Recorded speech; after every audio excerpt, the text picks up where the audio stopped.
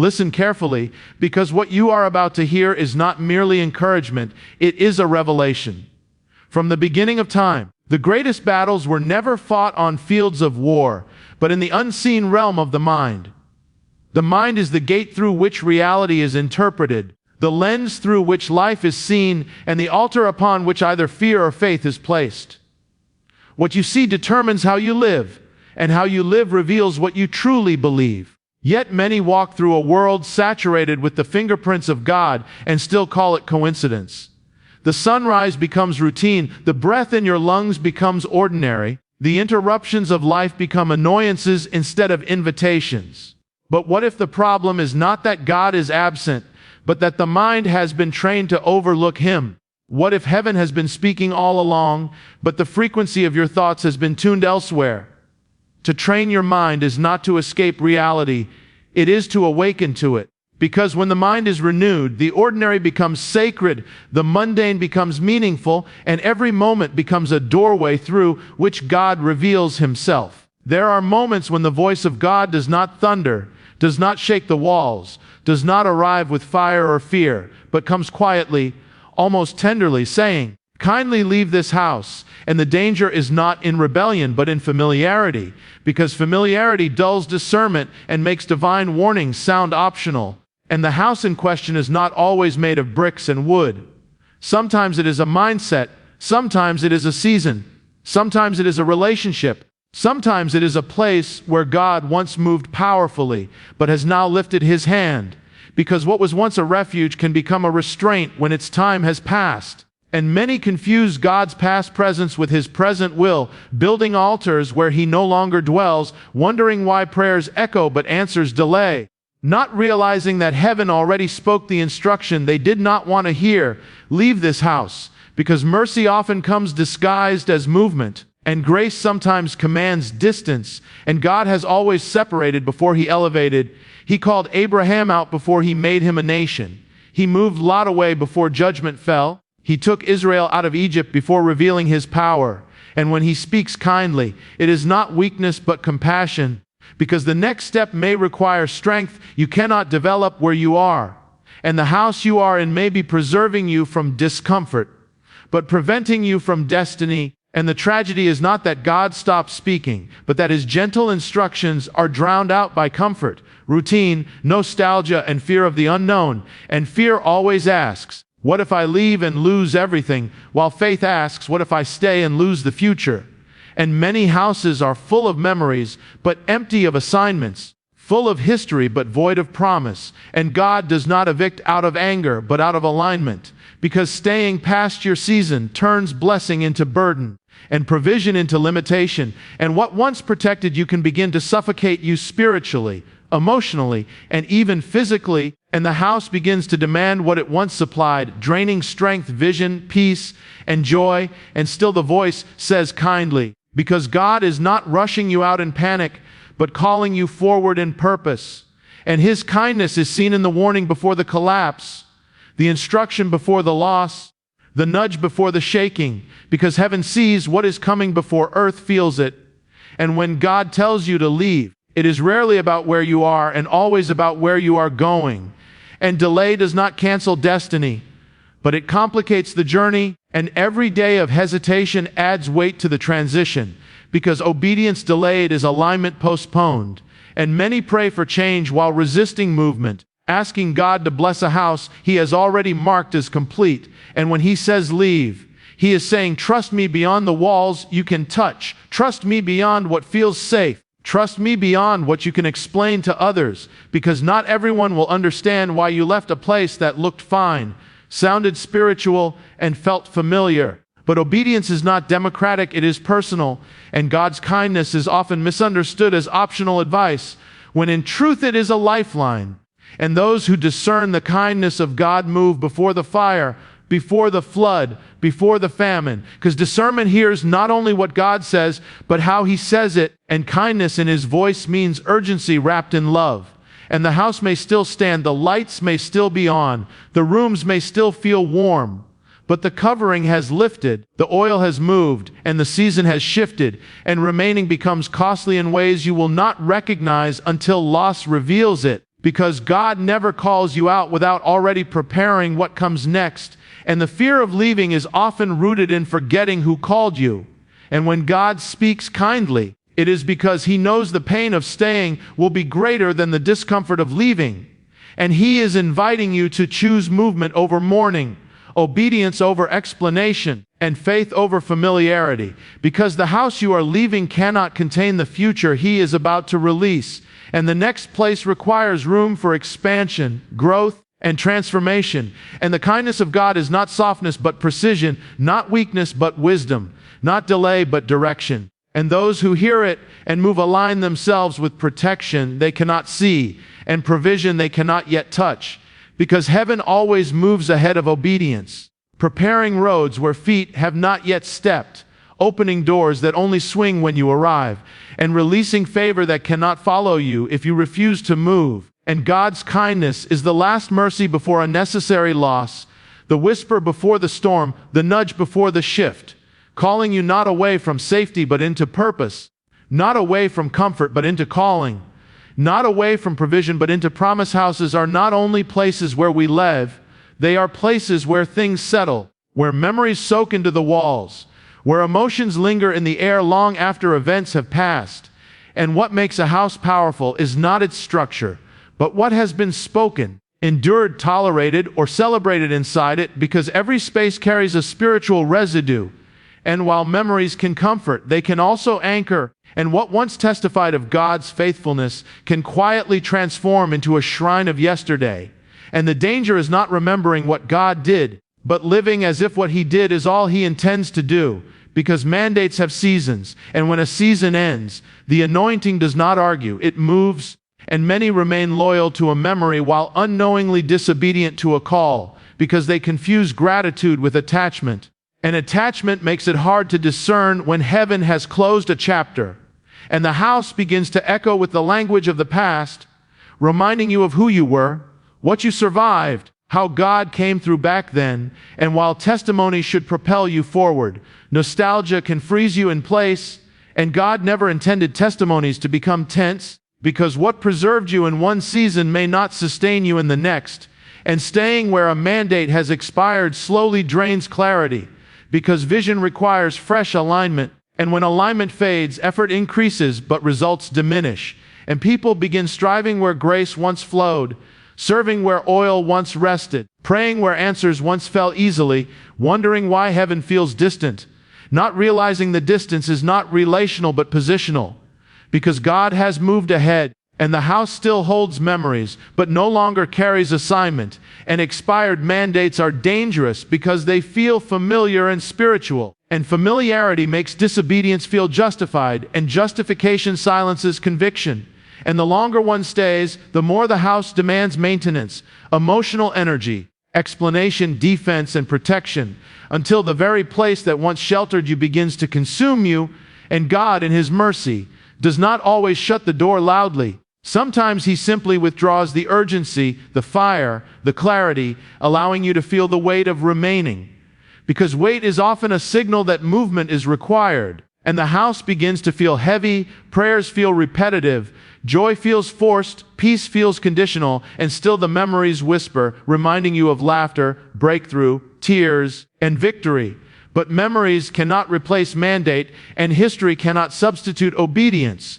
And God is not dishonored by your departure from a place He already released you from, because obedience honors Him more than endurance in the wrong season, and many confuse perseverance with faithfulness. But perseverance in an expired assignment produces burnout, not fruit, and fruit is always the evidence of alignment, not effort. And when God ends a mandate, He does not erase the memory. He repurposes it, using it as a witness of His faithfulness, not a reason to stay. And the tragedy is not that people refuse to move, but that they do not recognize they already stopped growing. Because growth requires change, and change requires leaving, and leaving always challenges identity, because houses often define us. They tell us who we are, where we belong, what is expected of us, and when God says the mandate is complete, He is also saying your identity is about to expand, and expansion cannot happen in spaces built for your former self. And expired mandates feel safe because expectations are known, roles are defined, outcomes are predictable. But faith was never designed to live on predictability.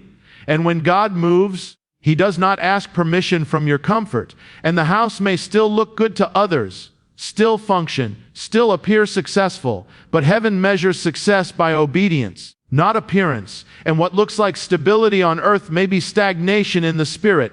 And the longer one stays, the harder it becomes to leave, because roots grow deep in places of memory, and uprooting always hurts, but delay only increases the pain. And God's kindness is seen in the early nudge, before bitterness forms, before frustration hardens, before disappointment settles. Because when mandates expire, staying too long often turns love into resentment, service into obligation, and calling into duty. And God never intended your calling to become a burden, because His yoke is light. And when it becomes heavy, something has shifted. And the house may still be full, but the oil jar is empty. And no amount of effort can replace what God has withdrawn, because He withdraws not to punish, but to reposition. And the wise discern not only where God is blessing, but where He has finished, because completion is not failure, it is transition. And those who recognize an ending early move with peace, while those who resist an ending leave with wounds. And the house does not chase you when you leave in obedience, but it will haunt you if you stay in disobedience. And God does not ask you to dishonor the past. He asks you not to live there, because the past is a testimony, not a residence. And when mandates expire, heaven waits for movement, because the next instruction is already prepared. But it cannot be released until you step out of what has already been fulfilled. There is a cost to staying that is rarely preached, because it does not announce itself immediately. It accumulates quietly, slowly, day by day, and that cost is delay. Not delay in heaven, but delay in manifestation, because what God has already released in the unseen remains inaccessible while you remain planted in the seen. And many assume delay means denial, when in truth it often means dislocation, being spiritually out of place while emotionally comfortable. Because heaven moves by timing, and timing is activated by obedience. And when obedience pauses, destiny does not disappear, it waits. And waiting seasons are not always imposed by God. Sometimes they are sustained by our hesitation. And the tragedy is that what is delayed does not remain neutral. It begins to demand interest, requiring greater faith, greater strength, greater healing than would have been necessary if obedience had been immediate. And the longer one stays where God has finished, the more complicated the transition becomes, because relationships deepen, expectations grow, dependencies form, and what could have been a clean step becomes a painful severing. And still God is faithful, but the path becomes heavier, not because God changed, but because time was spent outside alignment. And alignment is what accelerates fulfillment, because heaven responds to position. And staying too long confuses spiritual signals, because the heart senses movement while the body resists it, creating inner conflict. And conflict drains clarity, and clarity is essential for discernment. And without discernment, people mistake delay for preparation, when in fact preparation ended seasons ago. And delay begins to rewrite theology, causing people to say, God is silent, God is slow, God is testing me, when in reality God already spoke, already instructed, already pointed the way. And the delay is not divine mystery, but human reluctance. And reluctance always has a reason: fear of loss, fear of rejection, fear of uncertainty, fear of starting again. And fear magnifies what you might lose while minimizing what you are missing. Because delayed obedience does not feel sinful. It feels reasonable, logical, even wise. But heaven does not measure wisdom by comfort. It measures it by alignment. And the longer one delays, the more one adapts to misalignment, normalizing frustration, justifying dryness, spiritualizing stagnation, until the absence of growth feels normal. And that is when delay becomes dangerous, because what you tolerate you eventually defend, and what you defend you can no longer discern. And destiny waits patiently, but time does not, because seasons shift, doors close, opportunities pass. And while God is sovereign, He still chooses to work through timing. And timing lost is not always restored in the same way, because restoration does not mean repetition, and God redeems delays. But redemption often requires detours, and detours cost energy, focus, and momentum. And many are tired not because they work too hard, but because they walk too long in the wrong direction.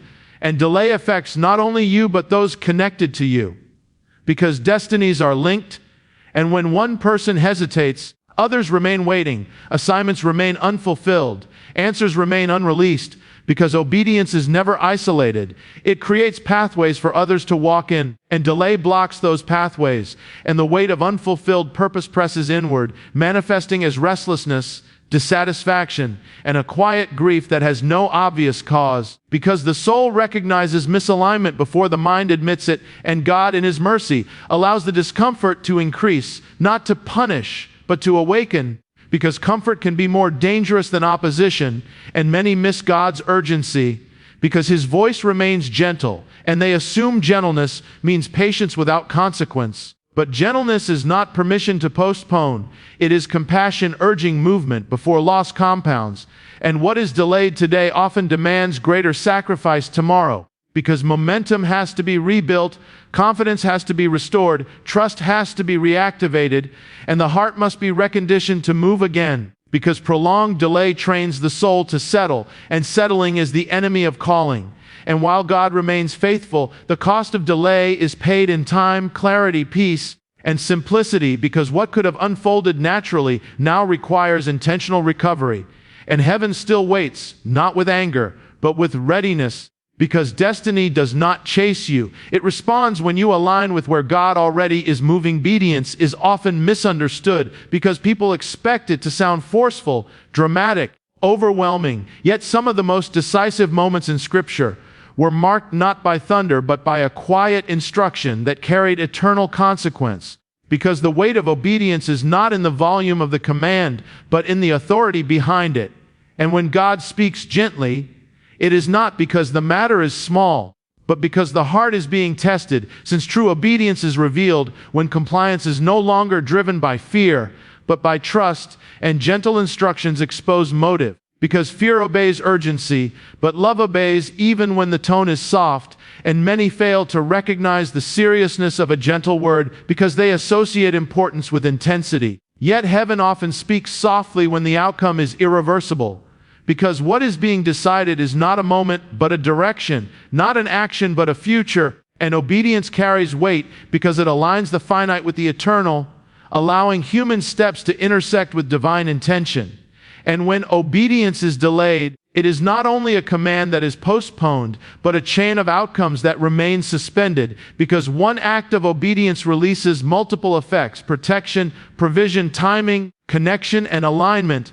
And when the instruction is ignored, all of these remain inaccessible, not withheld in anger, but restrained by order, because God operates through structure. And obedience is the structure that allows blessing to flow, and the gentleness of God's voice often hides the urgency of heaven's calendar, because heaven does not rush, yet it is always precise.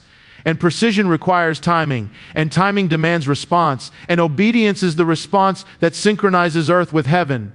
And when obedience is postponed, misalignment grows, and misalignment increases friction, and friction manifests as struggle, confusion, resistance, and unnecessary warfare. Because one step out of alignment exposes you to battles you were never meant to fight, and many assume resistance means opposition from the enemy, when in truth it is often resistance from misplacement, because authority functions only where assignment exists, and obedience positions you within that authority.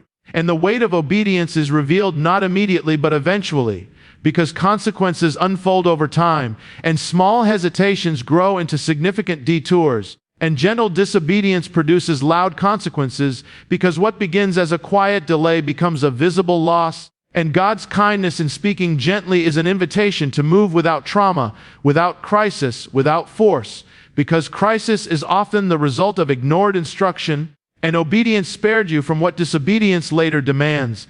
And many wish God would shout, not realizing He already whispered. And whispers require closeness, attentiveness, and reverence, and those who live near God recognize the seriousness of His softness, because intimacy sharpens sensitivity. And sensitivity recognizes that every word from God carries eternity within it, regardless of tone, and obedience is never neutral, because every yes aligns you, and every delay displaces you, and displacement slowly erodes confidence, clarity, and peace, because peace is the byproduct of alignment, not circumstance, and obedience restores peace not because conditions change, but because position does, and the gentle instruction often precedes irreversible shifts, relational, spiritual, geographical, vocational, because God prefers voluntary movement over forced extraction, and when people ignore gentle instruction, God does not immediately escalate his tone. He allows consequences to speak, and consequences are always louder than commands. And the weight of obedience is seen in what never happens, disasters avoided, losses prevented, grief bypassed, because obedience shields as much as it directs, and many will never know what they were saved from because they obeyed early. And that is the mercy of God. That obedience hides future pain you will never have to interpret, and those who honor gentle instruction move quietly, but arrive safely, because heaven honors trust over reaction, and the soft voice of God carries the authority of eternity, demanding reverence, response, and movement, because when God speaks, even kindly, the matter is already settled in heaven, waiting only for alignment on earth,